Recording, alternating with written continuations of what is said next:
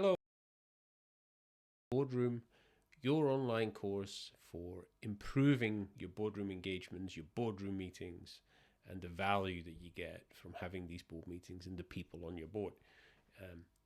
What I want to do in this first video of this course is just walk you through what we're going to cover, what's going to come up, and how we're going to end this. And then we'll walk you through how to master the boardroom.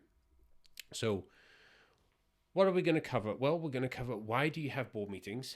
That's quite an important question. Why do you actually have these board meetings? There's legal requirements, there's other reasons. So we're going to dive into that to make sure we're very clear on that. Then we have the common mistakes in board meetings and board management.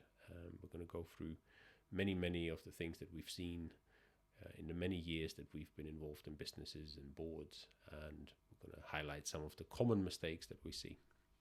I'm going to talk about corporate governance, a very important part of why you have board meetings and why it is so important that you have high quality board meetings.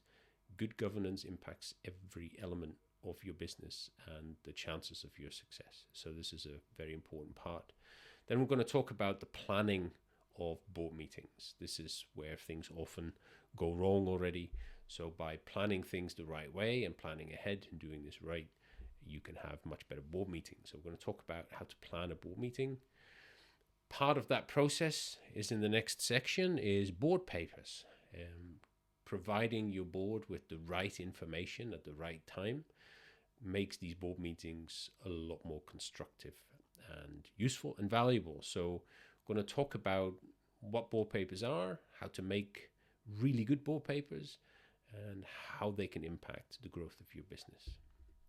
Then we're going to talk about the board meeting itself, how to manage it, how to make sure that everybody gets time to speak, and how to make sure that everything that needs to be covered is covered. This is not easy, but once you have really good board meetings, you will always wonder why it took so long for you to get to this point. So it's great.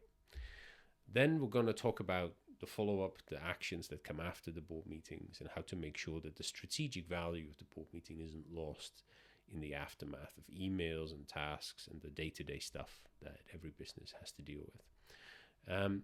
Then we're going to talk a little bit about the life of a non-exec director, specifically for entrepreneurs, for founders who have not been involved with boards, who haven't been on a board as a non-exec director themselves.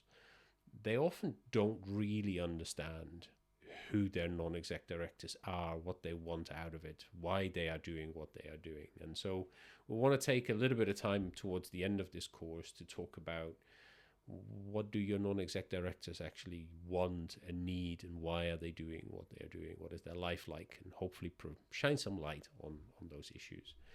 And finally, we want you to use this course to have great board meetings, to enjoy the experience of meeting with your board, and to grow your business. So we're not just going to tell you, these are all the things that you should do to have great board meetings.